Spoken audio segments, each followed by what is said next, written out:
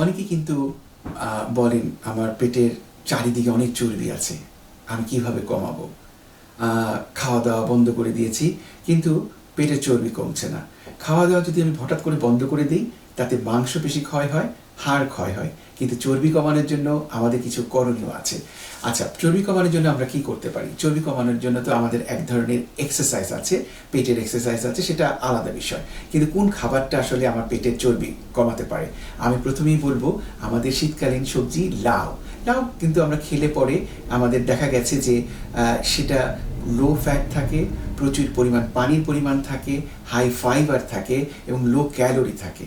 ফলে এটা কিন্তু দেখা গেছে যারা লাউ খান খাবারের সাথে ভাতের পরিমাণ কমিয়ে বা রুটির সাথে, তাদের কিন্তু ওই পেটের চর্বিটা দ্রুত ভাঙতে থাকে। কিন্তু আরও বিষয় দেখা গেছে যে যারা লাউ শাক খেতে পারেন, যারা ভেন্ডি খান, তাদেরও কিন্তু এই দ্রুত শরীরে যে চর্বি থাকে চারিদিকে এটা কমে গেছে। কিন্তু এগুলো হচ্ছে গিয়ে আমাদের পুষ্টিগত পুষ্টি যারা বিজ্ঞানী আছেন তারা বলে থাকেন, কিন্তু গবেষণা কিন্তু প্রচুর হচ্ছে, এগুলোর ফলাফল এখনো পাওয়া যায়নি। কিন্তু আমাদের পুষ্টিবিদ্যা যেটা বলছেন, অবশ্যই ওনাদের অভিজ্ঞতা থেকে বলছেন, হয়তো কিছু গবেষণা থেকে বলছেন, সুতরাং আমরা কিন্তু সেটা ফলো করতে পারি। লাউ যদি আমরা খেতে পারি তাহলে কিন্তু আমাদের পেটের যে ফ্যাট আছে সেটা কমে যাওয়ার সম্ভাবনা বেশি আছে।